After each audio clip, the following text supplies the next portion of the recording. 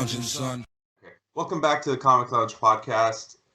My name's Ryan, and with me as always, that sigh. With me as always is my best bud, Dill. What's up, guys? And today we are going to talk about some of the comics that we read this week, the ones that stood out, the ones that we kind of picked, I think, last week to talk about. Time Before Time, Future State Gotham, Fantastic Four 32, and we'll touch on Heroes Reborn number 2. Real quick, I just want to talk about how beautiful the Future State Gotham cover is. Yeah. It's really dope. I mean, I'm just saying, like, it's not like the most like crazy, freaking intricate freaking thing. It's just a really good looking cover. Yeah, I mean, fuck. Let's just talk the book. Let's talk that book. Yeah, first. yeah. Let's talk I mean, fuck. You already started talking about it. So it's co-written by one of my favorite writers of comics, Joshua Williamson. Hey. Dennis Culver is co-writing as well. And shout out to Collector's Paradise. We're doing a signature series for this first arc with Dennis Culver. He's signing the book. And then Giannis Milianis, I guess, or Giannis Milianis, however you want to say it. I don't know. I've heard both ways. Milona Giannis. I just go by Giannis Antetokounmpo, and that's how the group is pronounced. So whatever. Either way, we're jumping back into the Future State universe kind of with this, and I think you and I both overall liked the Future State stuff. The Gotham stuff was cool, but let me tell you, the number one pull for me isn't Joshua Williamson. It isn't even any of the creatives or the universe. I love a good black and white comic. And this comic is okay. That is what made me want this book. It's fucking Akira and fucking Batman universe fucking rolled into one. And I'm here for all of this shit. This is exactly the type of book, that I want to see. Like, I want to see something different. When's the last time you saw a fucking DC ongoing book that wasn't titled Batman Black and White? It's a fucking black and white book. I mean, like, they're going for it, dude. Maybe it's the success of Batman Black and White. I don't know. But whatever it was that made them decide to do this, thank God, dude, because this book is fucking dope. Art-wise, I think this is my favorite book. You're right. It's literally manga. Even right down to, like, the onomatopoeias and just the lettering and just the action scenes and all those the speed lines that you see in all the frames whenever anything's moving. This is a really fast book. Everything happens pretty quick. I love how Red Hood is written. Red Hood is like he I feel like he purposely tries to be like one of the most hated people like in the Bat family. Like he just goes out, he just doesn't give a fuck, right? And this is another testament to it. I also like the character designs for everybody. Everyone looks fantastic. Like this one gets like 2 costume changes in like one. Although it's super dope black and white, I just feel like this whole Neo Tokyo vibe that this book is giving off. Like I feel like this would be something really phenomenal in color as well. But I also feel like the color would take away from, I don't know how fast this whole thing just felt. You know what I mean? The black and white definitely like gives this comic its charm, Yeah. I think that this book is it's interesting that they decided to do this, right? Because like Future State was something in the beginning and then it became Future State. So like the whole idea behind that, and I think the reception of Future State, I would say for the most part was positive, but at the same time it was a little mixed, right? So for them to already dive back into this world and so soon after was kind of like, at first not alarming, but I didn't think that they would go for it. I didn't think that they would think to do another one so soon set in this world. And they're already in the Batman ongoings leading up with the Magistrate and the Peacekeeper stuff. So it's clear that this is what they're intending for the future to be, while at the same time, I guess there's still room for it to change. But I like the depiction of Red Hood here. I think that, the only other depiction of Red Hood that I've really been digging is Chip Zdarsky in the Batman Urban Legends story that he's writing. I think it's the best Red Hood I've ever read. But this is it's right up there for me. And, Red Hood working for, the peacekeepers and shit. It's magistrate. Magistrate. Yeah. I think it's an interesting perspective from him. But like we see that, spoilers, spoiler alert, he's infiltrating the peacekeepers. So like we're seeing that he's not really trying to go after vigilantes. He's working for somebody that we don't know. So that mystery is kind of intriguing to me. I want to see where that goes. But at that last page, dude, the Bat family's fucking like, yeah, this is a family meeting, bro. Like, yeah, get the fuck out. You're not a part of this family anymore. Like, so I don't know who knows what's going on. Yeah, like I don't know who's in on him being infiltrating them. I'll be honest. I don't know how long this series will last, but I'm down for whatever we get because the writing is solid, and I like Red Hood. I like this design for Red Hood. Yeah, like same the thing. Mask. Look at Nightwing too. Look at Nightwing too. Like, well, yeah. I mean, I liked all of the Future State design. I think Nightwing was the most. The entire Bat family looked dope. Yeah, everybody on the Bat family looked dope from Batgirl to Orphan. Yeah, and I think that he's gonna be like trying to take down the next Batman because they're marking him as a murderer, right? Yeah. So that's they're saying the next Batman was the one that caused the citywide bat hole. Yeah. So I mean, there's a lot of what is it? It's a bat hole. Yeah. So there's a lot of fucking stuff that kind of get uncovered as we move forward in the series, and I fucking love it. And not to mention, dude, you talking about Akira? You know what I mean? The bike, dude. Katsuhiro Otomo, dude. At the end, he's the artist for Akira. Yeah. So we got that Batman Black and White story, which I had just read for the first time a few months ago because I went and I got the original Batman Black and White series. Yeah. And I mean, and you got the Mobius pinup. I mean, dude, the Mobius pinup was like one of my favorites. Like, I mean, that shit was so tight. I mean, I am here for this series, dude. This was a huge standout to me. This book has no ads, not a single ad in it. It's all comic, and it's a heavy boy. So you get your bang for your buck for $3.99. This is easily my number two. My number two this week. This is my number two this week. Easy. It's your number two? Okay. It's my number two. You tell me what your number one is. Are we talking about your number one? No, right now? Today? Yeah, we're talking about my number one too. For me, I think that somebody complained, dude. Like, why is it $3.99? It's not in color. Are you kidding me? Like, it's a $4 book. Just shut up and buy it, or don't buy it. Don't fucking tell me it should have been cheaper because it's in black and white. That doesn't take away from the fucking talent that got put in the book. like Batman Black and White is $5.99.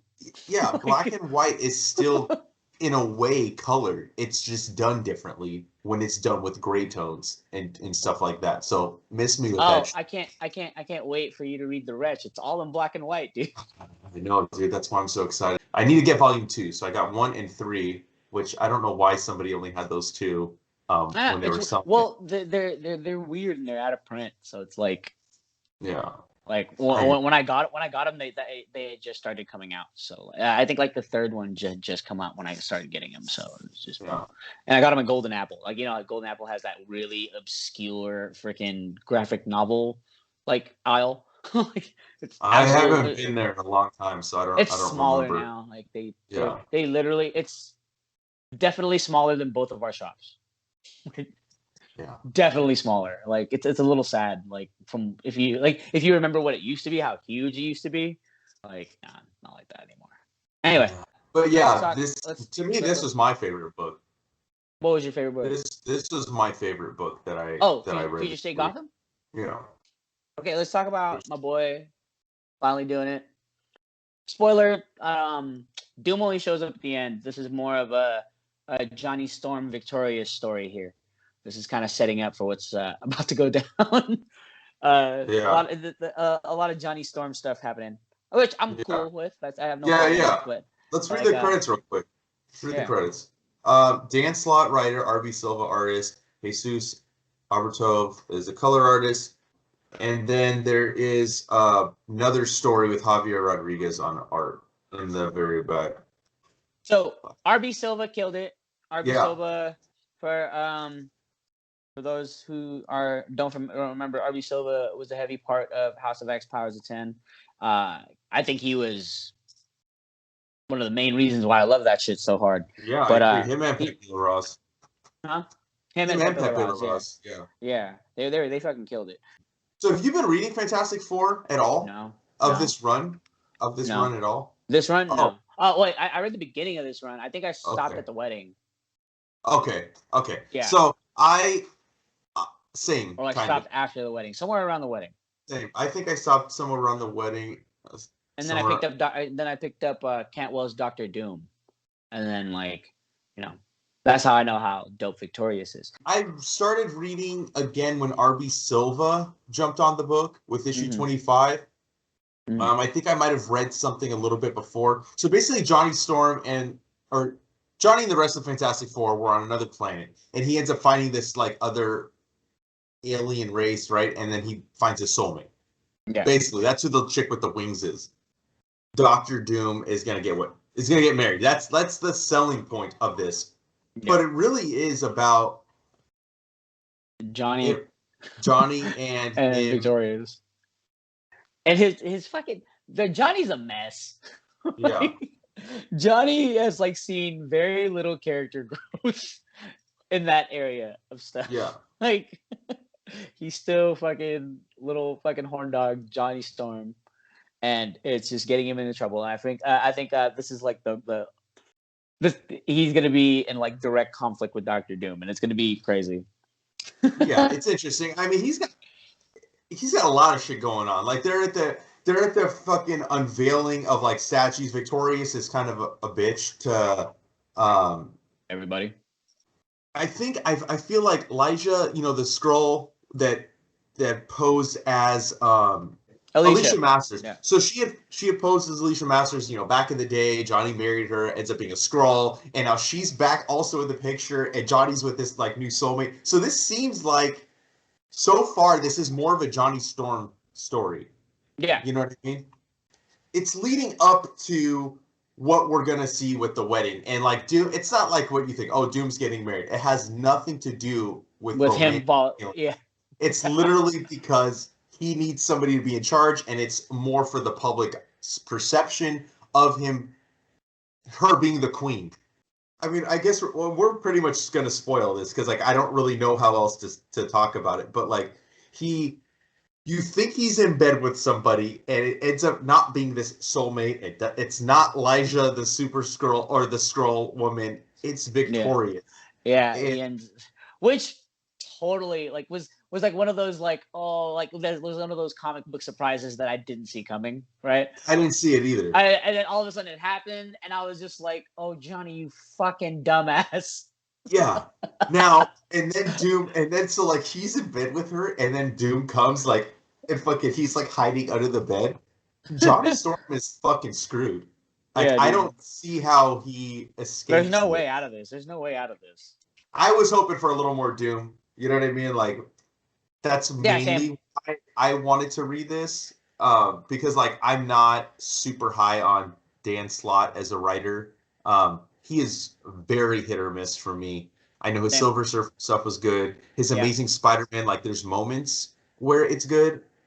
Mostly the Superior Spider-Man was what I liked out of the majority of his run. And even the Fantastic Four stuff, it's been average to me for the most part. I'm not trying to be a dick about it, but it hasn't been good Fantastic Four. You want to talk about good Fantastic Four? Hickman's Fantastic Four, which book 3 just dropped, and finally I can pick up that book. I'm intrigued to see where this is going to go. They're kind of saying, oh, it's going to be the biggest change to Fantastic Four since issue number 1. So what does that mean? They kind of throw those terms out very easily. Especially with the Fantastic Four. How could this be bigger than Johnny Storm being killed? You know what I mean? Fucking died in Hickman's run. I'm excited to see where it goes. I love Doctor Doom. Him and Magneto are my favorite villains in the Marvel universe. Villains / not villains. Right, and it's mostly because there are times where like I could agree with them, but at the same time they do a lot of evil shit. So yeah. I like the backup story in this, the little flashback story with Reed and Doctor Doom. yeah. Literally some of the best fencing like splash pages I've ever seen. I loved it. I loved this, the whole. It was literally 2 splash pages back to back that were just like straight freaking fence, cling, cling, cling, cling, cling, cling, like straight out of a fucking like an old 1950s Robin Hood movie, And I feel like this is gonna play into what's gonna happen next, moving forward too. At the end of the day, we think it's going to be a Johnny Storm story, but it's going to be a Doctor Doom story by the end of this arc. Yeah, I mean, yeah, I just, you know what? I love R.B. Silva, and I feel like his art could have been utilized better. Yeah, he could have been given a little bit more, but I guess I don't know. I know it's like the opening issue of the story arc, but I felt like this could have been compacted a little bit more. I feel like it's being stretched a little bit in terms of like what we're seeing. Like there's a couple places where it could have been trimmed and maybe given us a little bit more to end the issue. I don't know. Yeah. Or maybe I'm being nitpicky because I always am with, and I want to have a good Fantastic Four book. I really, really want to have a good one. And they announced it yesterday. They're doing that. I think it's. I don't think it's a 60th anniversary special, but it's going to take place after the Bride of Doom.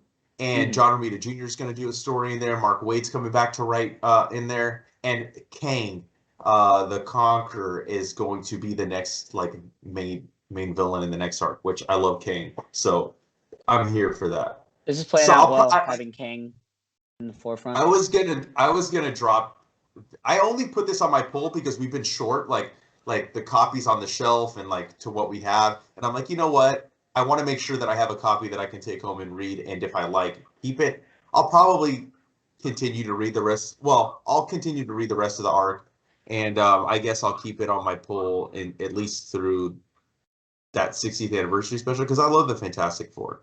I think Fantastic Four should always be a flagship title to them. I know that maybe to a lot of other comic book fans or readers, maybe they don't agree with that, but Fantastic Four started it. Yeah. They really started what we know as the Marvel Universe. Yeah, Captain America was published before that, but Cap was reintroduced. You know what I mean? So yeah.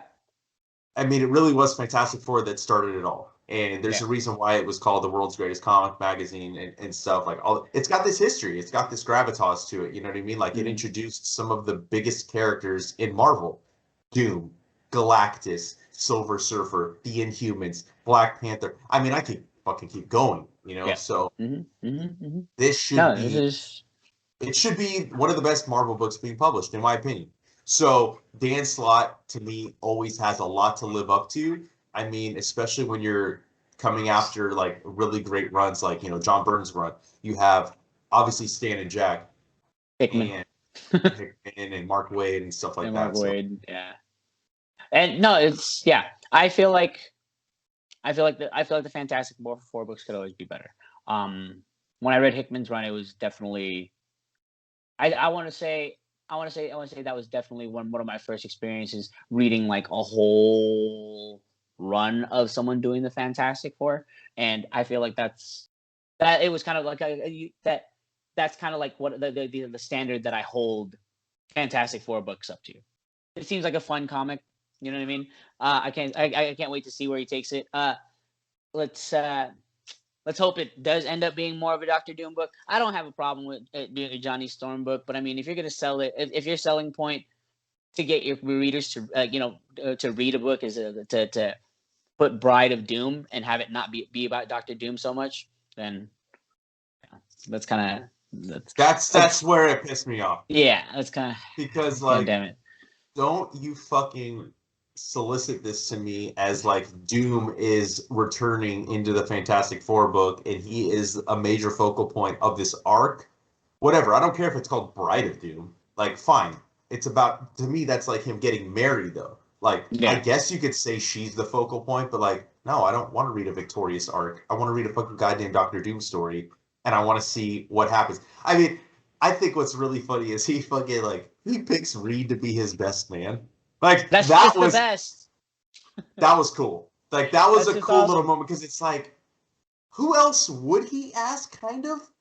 He Other doesn't than know that, anybody else. because he has, I mean, he has to have some sort of respect for Reed as an adversary. Oh yeah. You know what I Yeah. mean? So who he doesn't? I don't think he really respects many people, and even if he hates him, he respectfully hates him. I think Yeah. I don't know how else to word respectfully and disrespectfully. I feel like the only person to ever like legitimately aggravate Doctor Doom to the point where he to that point, you know what I mean, is Reed Richards. And yeah. if you hate someone that much, if someone makes you feel that way, you have to respect that person because damn, they took you to a place that you never thought you would go. Because keep in mind, this fool Doctor Doom is above everybody else. He's above petty emotions, but the one emotion he latches onto is fucking hating Reed fucking Richards. Yeah. You know what I mean? Yeah, it's true. And like it's I don't know, Doctor Doom is one of my favorite characters ever because he's definitely he does evil shit, but he's also a little bit morally ambiguous. Everything for Latveria, right? Everything he does, everything, even getting married for Latveria. So like that's just dope. I love that shit. All right, let's talk Time Before Time, and then we'll wrap up with Heroes. Yeah. All right. Declan Shalvey is co-writing with Rory McConville. Joe Palmer's the artist. Chris O'Halloran's colorist. It's an interesting book. Nick compared it to Chrononauts, but I never read that, the Mark Millar book, so I had no preconceived feelings when I was reading it. So basically, we open up 1987. It's a shady hotel room. Yeah, is it a hotel room? Or yeah. Okay, well, they're in a shady hotel room, and this dude with his fucking porn stash, like one of the big characters, like right off the top, I couldn't take my eyes off that mustache. But anyways, that's besides the point.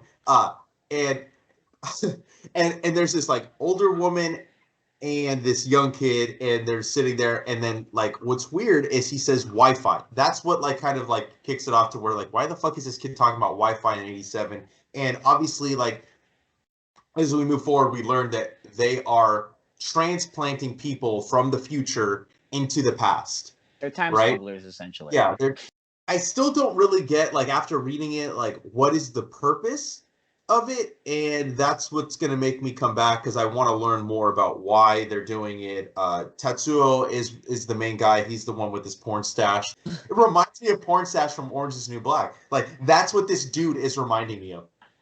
I don't know. Maybe it's just me. There it is. I don't know. It's Porn Stash. Like that's who I'm gonna refer to him as from now on. That's who. Got it. But him and his buddy, like they're sitting there and they're drinking and stuff, and they're talking about wanting to get out of whatever it is this business is that they're in.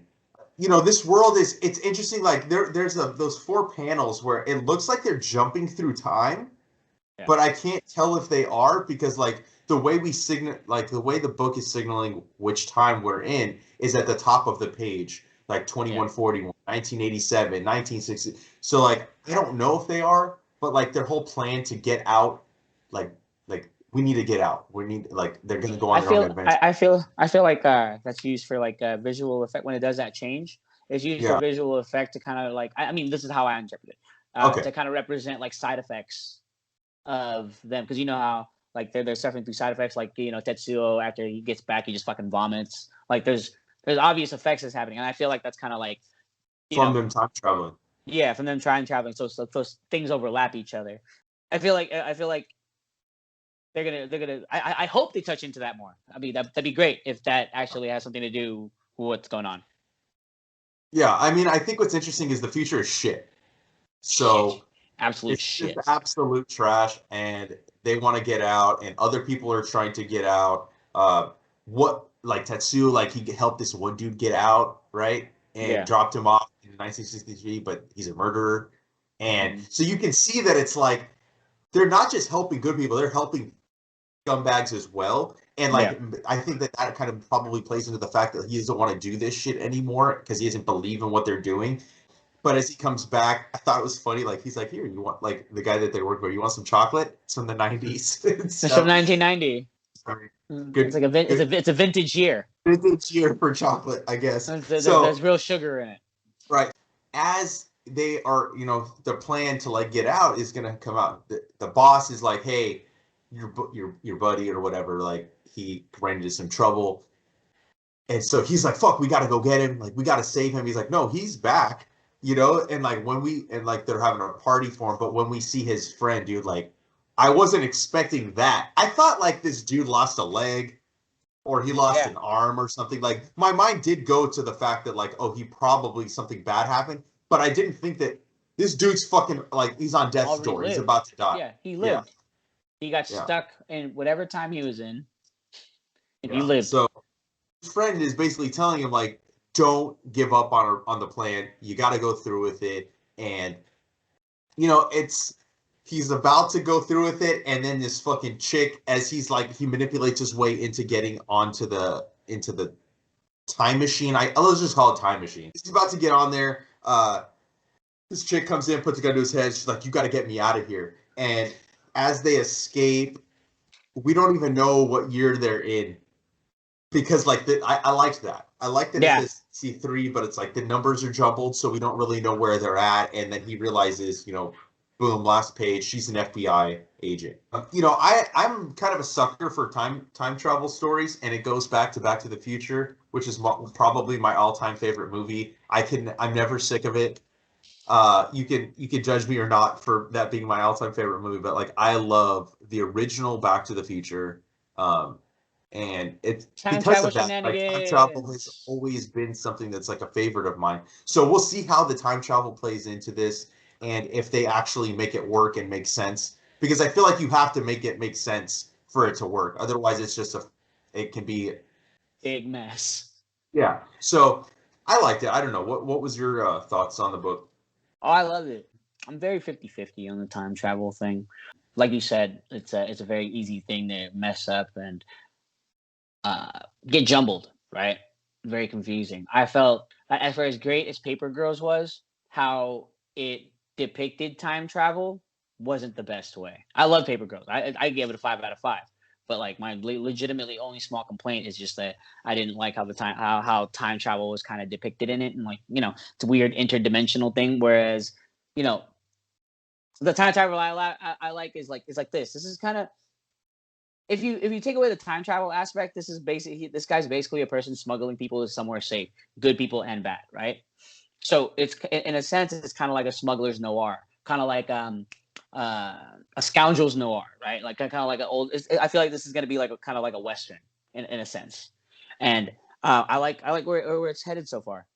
It's a lot of fun. We've been reading a lot of books with no ads lately. I love that. Yeah, I mean, well, Image is never going to have ads. I mean, if the ads are there, they're in the back. But I think even in the back, there's not really.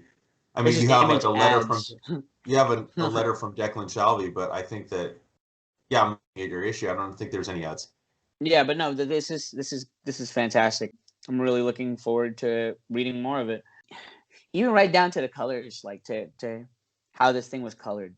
Oh, I love the color. Yeah, it's this. I am really digging these mute but bright, like color schemes. Mm-hmm. Like when how it changes just at a turn of a page. Like you're in the warehouse, it's this weird blue. Then all of a sudden you're in 1963, and it's like this weird taupe sepia yellow that you kind of feel like happened in the 60s, because that's all the pictures looked like back then, all the Polaroids, because people were still shaking it when they weren't supposed to. Yeah, right? I mean, in 1987 also, like that. That was 1987. Yeah, the colors and like even the kid's 80s. T-shirt, that kid's T-shirt was like totally in 19 with the weird triangles. Yeah, we all had those. Hey, dude, anybody that was a kid in the 80s, we all had those weird pattern clothes that our fucking parents put on us. Yeah, so it would be like dots. It'd be like dots and little squares and then little squiggly lines for no reason. It was kind of like the opening to Saved by the Bell, but on your T-shirt. Yeah.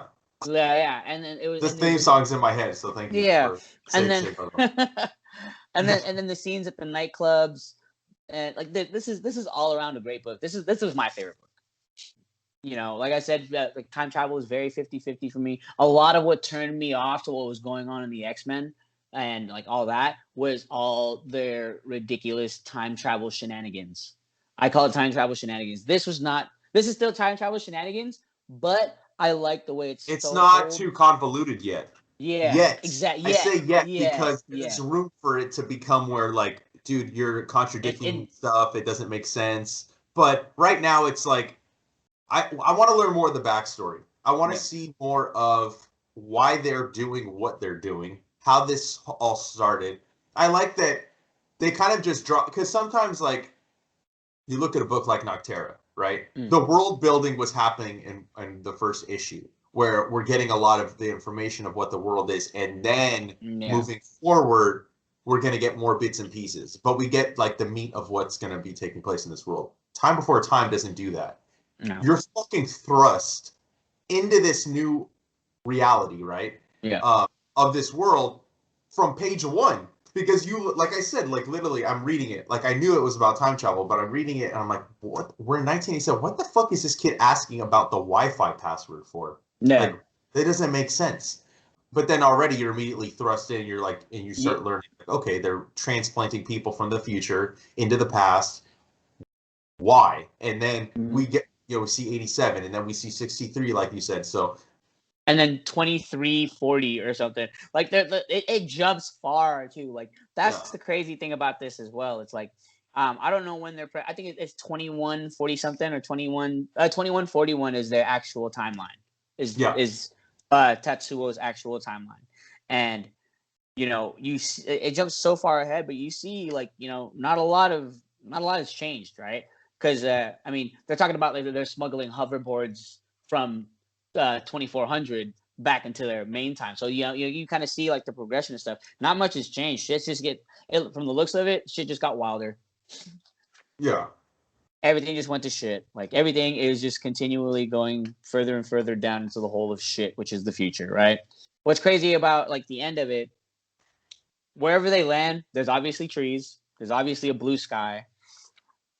So I can't wait to see where they end up. Definitely a book I think everybody should, it's worth checking out. If you're into like trying out new books, new number ones, because I get it, there's a lot of number ones that come out. This is one that's worth picking up. So I'm excited to see where it goes. It's pushing the story forward. Let's touch a little bit on Heroes Reborn 2. We don't have to get too into it, because we're going to be talking about this every week. But I have to say, I'm liking where this is going. This felt more Jason Aaron than his Avengers run has been feeling. Didn't it? Didn't this feel more Jason Aaron? I really dug this issue. I think the Justice League of 616 is gonna be something. It's dope. He's turning him into characters that I'm interested in, like Hyperion. Excellent. Yeah. Like it feels like Superman, but it's definitely not Superman. You know what I mean? Yeah. Like, I mean, it's a Superman analog. You know what I mean? Like if I don't know if you ever read the original OG Squadron Supreme. I talked about it with you last week when we were talking Heroes Reborn 1. I think it's from the 80s. But that leaned a little bit heavier into like kind of the analogs of the Justice League. But then we had like other takes on it, Supreme Power. This is like kind of in the middle to me. Like I like that we're seeing the Marvel Universe without the Avengers, and hopefully we're gonna continue to see events. Like we're seeing the coming of Galactus. And you see that first page? Yeah. And then, this motherfucker flies right through his skull. Like, that double page is absolutely phenomenal. There's a lot of stuff that goes down in this. This is a big boy too. We read a lot of like heavy comics this week. We're in issue 2, so I'm like, it's taking me by surprise, like both issues. Like how well the characters are written, how it just feels so natural that the Squadron Supreme is there. Like, you know what I mean? Like it feels good, it feels right. But then like I can't put my finger on it. But like all the weird little things, like Peter Parker, right? Poor Peter Parker, the most unfortunate guy ever. He's essentially this universe's Jimmy Olsen, right? Like even right down to his dialogue. Golly gee, oh, my sweet Aunt May. Oh, like you know what I mean? That a little bit. I have to say, I was like, Jason, what are you doing to me right now? Like that. I was like, I can't accept a Peter Parker that is that much of a fucking. I don't know. I don't even know how to describe. No, I but just didn't like. no, but if you think about it, if he never would have gotten bit by the spider, like he would have remained that nerd. He wouldn't have I gained the know, but confidence that he. he was kind of an asshole though. Oh yes, he Wasn't definitely he? was. We Remember we talked about talked this. about We this. talked So about this. He was definitely a dick. I would have almost liked him turning into more of a douchebag in this world without being Spider-Man. But I mean, I think the majority of people look at Peter Parker, they're like, oh, he was a nerd. Not everybody went back and read those old stories. I think it would have been better if if Peter ended up being kind of like an Eddie Brockish character where he was kind of a douchebag, he was all buff and swole. I think that would have been hilarious, and like everybody hated him, and he was like just absolutely. I think that would have been a good Heroes Reborn Peter Parker in this world, because it's crazy. Now we're starting because we're starting to see like more and more characters and how no Avengers is affecting them, right? Like I mean, look at freaking the Shi'ar, like the Shi'ar, like literally the Brood Imperium. Like what? No, I know they got to take it over. I know. Yeah, it's crazy. What? Stuff. Real quick, I forgot to say the credits. I mean, Jason Aaron's writing both the stories. There's two stories. Dale Keown, Carlos Magno pencilers, Scott Hanna, Carlos Magno inkers, Edgar Delgado colors for the main story, and the backup stories, Ed McGuinness on art, Mark Morales, and Matthew Wilson. So, I mean, the way I just want to say this because I forgot to say it when we were talking. The way Jason explained it to me was that the main stories in these issues are going to be as if we were reading that month's issue of Hyperion, right? Mm-hmm. The backup stories are going to be kind of the main narrative, sort of, you know what I mean, of like what's going on that like led from issue 1. Ed McGuinness will be drawing all of those, but I really, like you said, I like seeing this shit, dude. And remember how we talked about like, okay, so we're seeing like the different takes. You brought up the Brood Imperium right? Imperial Guard. Ultron being like kind of is now literally Hank Pym. So that was pretty crazy too. Yeah. And the Hulk, like a bizarro Hulk, but he knows. So like he knows. Everyone thinks he's crazy. Yeah. Oh, dude. Everyone thinks he's crazy. I love that. That part was like one of the best parts to me. Like that whole interaction, and then the interaction with the guy in the hood and Hyperion, that was good too. I thought it was one person, but it wasn't. And then it ended up being someone even better. I'm like, oh, I won't say who it is, but anyway, okay. So basically, I thought it was Eddie Brock, right? I thought it was gonna be Eddie Brock. Yeah, the Ed story. The main narrative. You thought it was you thought it was Eddie Brock? Yeah, I thought it was Eddie Brock. I thought it was Thor or Cap. Oh, yeah. Just based on I didn't think it would be Eddie Brock, but I can see why you would think that because he looks like Eddie Brock did in the beginning of Venom. Yeah. With the hoodie and shit, but just hella rough. But no, this is dope. Heroes Reborn, and it ends up being Cap, which is great. But it was great. I love that. I like a good ending page with Cap on it. Like there's just something about it. I love Cap. Aaron is kind of like the way what he's doing with his Avengers and stuff. Like a lot of people liken it to like the 80s kind of and the 90s kind of mixing. And obviously like he grew up, he's around our age, I think, maybe a little bit. Well, no, he's probably a little bit older than us, not our age. He's paying respect to that, but I'm not paying. I don't know. He's kind of homaging some stuff. Like I said, like it's kind of like Age of Apocalypse. It's 90s. That's a crossover we remember. Heroes Reborn was a crossover from when we were kids, but it's not. And I like the way just the dialogue between Blade and Cap. Like I fucking love that. He's like, I come back into this world and there's a vampire standing over me, and I was just and that look that he has in his eyes. Oh, dude. I'm here. I agree. That final don't tell me, Blade, show me, because you and me got work to do. I was like, oh yeah. The hype in me. I was like, I'm so here for this. And I hope that Jason Aaron writes a Captain America run. I hope that's the next story. That's my guess because of the interview that we had and him saying that he had turned down Cap in the past and that what he's working on now, it'll all make sense. Like I was connecting dots. I hope the dots I connected are accurate and that he takes over Cap because just from these brief pages, I just love the voice that he has for Cap. Like it rang true to just the conversation between Cap and Hyperion itself. Like that was some powerful stuff without even there's nothing threatening about it. And then when they shook hands, that was like, ow, ow, it actually hurts. And like, why can't I see who this is? Like, why? What is going on right now? Like, Hyperion's met his match, bro. Cap's gonna fuck some shit up in this world. That's essentially you're basically saying like, for some reason, the only person who can fight essentially someone who's essentially Kryptonian is Captain America, barefisted. Like you know what I mean? No fucking weakness ring, no nothing. Just Cap. And I can't wait for this. Whatever this is building up to, the fucking fist fight that the eventuality of it happening. I can't wait for that.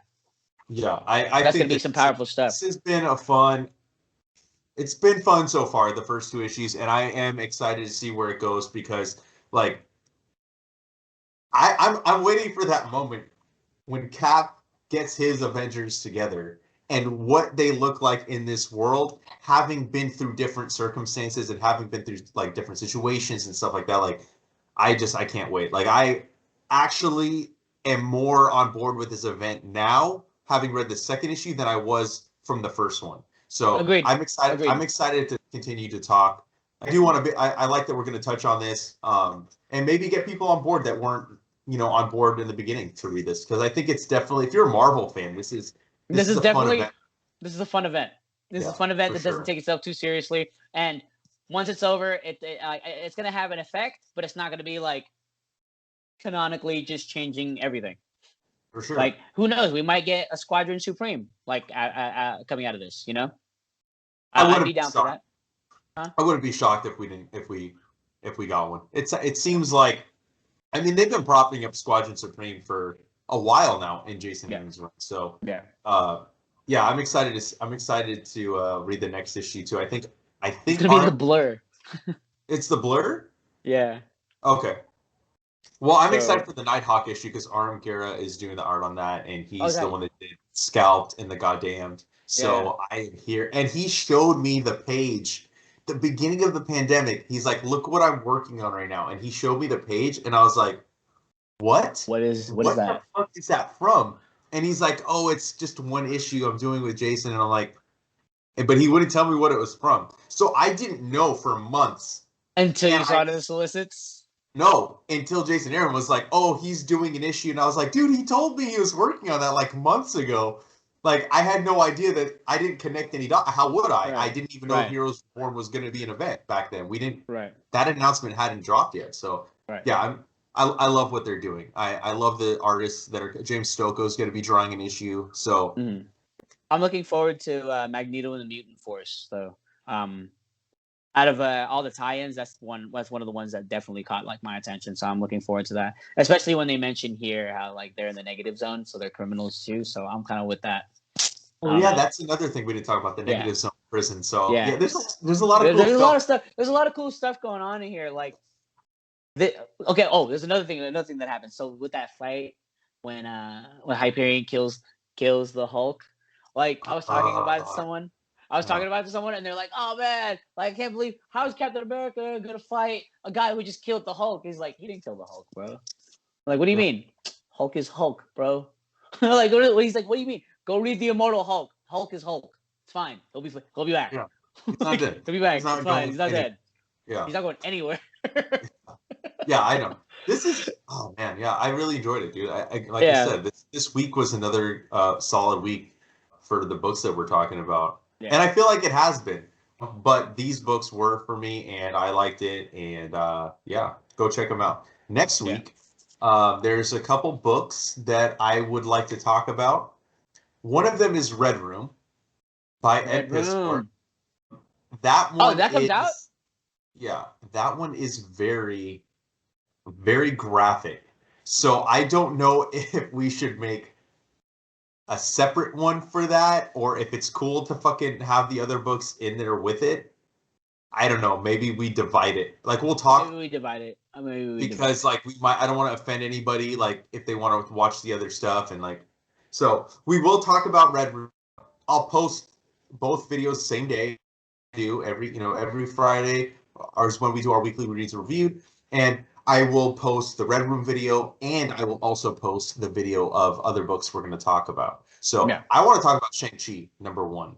This is a continuation of Gene Luen Yang's run. The miniseries that just finished, they're continuing it, and I believe this is going to be ongoing. So I thought that'd be cool if we talked about Shang-Chi. I don't know if there's anything you'd like to talk about as well. Obviously Heroes Reborn 3. Let's talk Immortal Hulk Time of Monsters. Okay, so just a Marvel episode. We'll just... Is that what we're doing? Is it all Marvel? I mean, Heroes Reborn, Shang-Chi, and the Immortal Hulk. I mean, how long has it been since we did a whole Marvel episode, though? I mean, I'm not mad at that. I'm not mad at it either. Hold on. Okay. There's really no Image books to talk about. There's no Dark Horse. There's no Boom. And then we're doing Red Room. So that's really 4 books. We're just going to divide it. So that's fine. Yeah. Okay, we'll do Red Room and then we'll cut that off and then we'll start talking the Marvel stuff next week. Cool. Yeah. Marvel. The Comic Lounge. All Marvel. All the time. I mean, Marvel. I love Marvel. You know, I keep floating on the. I keep like teetering on the fence. I'm like DC. You keep raising your prices and you're kind of pissing me off again. The thing is, I legitimately feel that what Marvel needs to focus on is to focus on the properties that's important to them, that people like. It's cool introducing all these new characters and all that, but like give us a good Avengers run, give us a good Fantastic Four run. X-Men line being good. There's just certain things that like Marvel has to focus on, and giving us one comic with 24 freaking variants and multiple tie-ins and just all these events one after the other. Like, it's exhausting. It is. I used to fucking get mad at Marvel's all their variants. DC's doing the same fucking shit. DC consistently, every book has 2 covers. Yeah. That's not necessarily the case with every book at DC. I mean, a lot of them do have multiple covers. I mean, at the same time, like I kind of understand from a business perspective why they do it, because like that bolsters sales, and sales aren't what they used to be if you compare it to what they were when we were kids. So like, and there are people that really just, they like to get, like sometimes that's the only way you get that artist doing that character. So I guess I get it. I mean, at the same time, like I don't like getting sucked into it, even though, spoiler alert, I bought 5 covers to Ed Piskor's Red Room #1, so I couldn't help myself. But that's fine. That's fine. But like it's all well and good. But I just think that we need to see more runs. That's what I would like to see. I would like to see a creative team, writer and artist, for a substantial amount of time on a book. I think a year minimum. No fill-in artists, no other creative teams, but then you have somebody like Nick Spencer on Amazing Spider-Man. When you're putting the book out fucking 3 times in a month, you're not going to be able to have a consistent art team. How does an artist do that? Like, you can't. No way. That's why you have multiple artists. And, I think that, for the most part, Marvel knows how to do it. Like, they've done it with Immortal Hulk. They're doing it with Zdarsky's Daredevil, even though we'll have a couple artists jump in here and there. It's still a cohesive vision, and I'd like to see them do it with some of their other properties. But that's our Marvel rant. So next week, all Marvel all the time. All Marvel all the time, and a special episode just dedicated to Ed Piskor's Red Room. So that's all I got this week. And if you're not already following us, make sure you follow us on Facebook, Twitter, and Instagram at The Comic Lounge. Make sure you follow Dylan at The Dillbot on Instagram. And make sure you hit that the thumbs up button, the like, follow, subscribe, bell icon, all that stuff, so you're notified every time a new vid goes up. And on that note, we're out. Later, buds.